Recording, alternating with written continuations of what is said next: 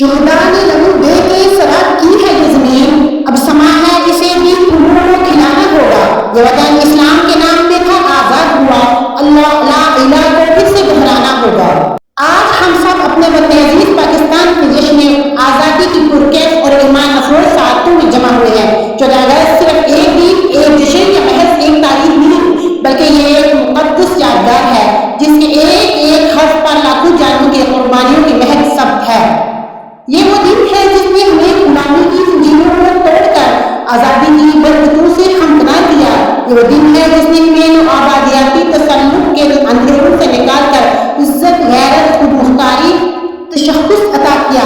صاحب صدر، اگر آج فضاؤں میں آزادی کا پرچم لہرا رہا ہے، اگر ہم پروقار انداز میں پاکستان زندہ باد کا نعرہ لگا سکتے ہیں، تو اس کے پیچھے ماؤں کی سسکیاں، جوانوں کا لہو اور بزرگوں کے ہاتھ پوشیدہ ہیں، جنہوں نے بیج گرائے خون میں اجڑے لوگ تھے، زمین پر چھوڑ گئے اپنے نقش وہی گرانے لوگ تھے۔ تبریز بہار آزادی انسان کی زندگی کا بیش بہا ہار ہے۔ یہ وہ دولت ہے جو ایک بار چھن جائے تو نسلوں تک بھی واپس نہیں ملتی۔ آزادی کا یہ رنگ اگر آج ہمارے گانوں کو چھو رہے ہیں تو یہ سب کچھ ہمارے آباء و اجداد کی قربانیوں کا فیض ہے۔ اس لیے ہم پر فرض ہے کہ ہم اس آزادی کی حفاظت کریں، وطن کے نام پر اپنی جان اور علم، کردار، صلاحیت اور قوت کی نظر کریں۔ لیکن افسوس کہ آج 77 سال بعد بھی ہمیں رک کر یہ سوچنا ہے کہ کیا ہم نے واقعی اس آزادی کی لاج رکھی ہے؟ کیا ہم نے اس پاکستان کو وہ پاکستان بنانے کی کوشش کی جو علامہ اقبال نے سوچا تھا؟ ہمیں سوچنا ہوگا کہ کہیں ہم نے مادر وطن کو اپنے ذاتی مفادات، قاہری فکری انتشار، لاپرواہی، انحطاط اور فضول رسوم، عیش پرستی اور خود غرضی کی نظر تو نہیں کر دیا۔ ستاروں سے آگے یہاں اور بھی ہیں، ابھی عشق کے امتحان اور بھی ہیں۔ جناب والا، بدقسمتی سے آج ہم ایک ایسی نسل بن رہی ہیں جو موبائل کی اسکرین پر تو آنکھیں گاڑے رکھتی ہے مگر کتابوں سے نظریں چرا لیتی ہے۔ ہم جذبات سے بھرے ہوئے نعرے تو لگاتے ہیں مگر اپنے دلوں میں شوق اور کردار پیدا نہیں کرتے۔ ہم تقریروں میں اس پاکستان کا بننے کا عزم تو کرتے ہیں لیکن امتحان کی تیاری تک میں مہمانوں سے باز نہیں آتے۔ ہمیں آج اپنے ایمان میں جھانک کر یہ سوچنا ہے کہ کیا یہ وہ کردار ہے جس کے لیے ہمارے اسلاف نے اپنا نمو بڑھایا؟ کیا ہم نے مٹھیر ہو کر رہنے کے بجائے اپنی قوالیت، مثالیت اور گروہبندی کو فروغ نہیں دیا؟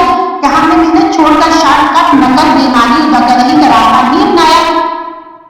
کیا ہم نے اپنے اساتذہ، والدین اور بڑوں کا احترام اسی طرح کیا جیسا کسی آزاد اور بادشاہ قوم کو زیب دیتا ہے؟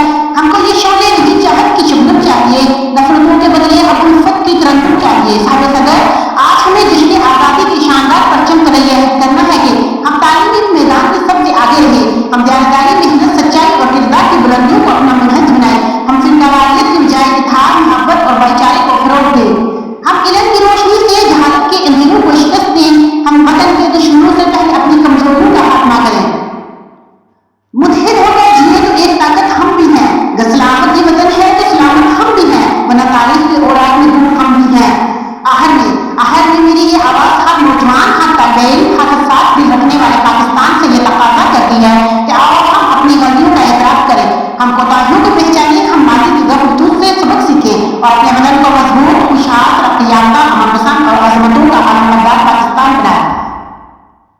انہیں دل دے کے دکھائیں گے روح برجن گلاب، ہم نے گلشن کے تحفظ کی قسم کھائی ہے، ہم نے گلشن کے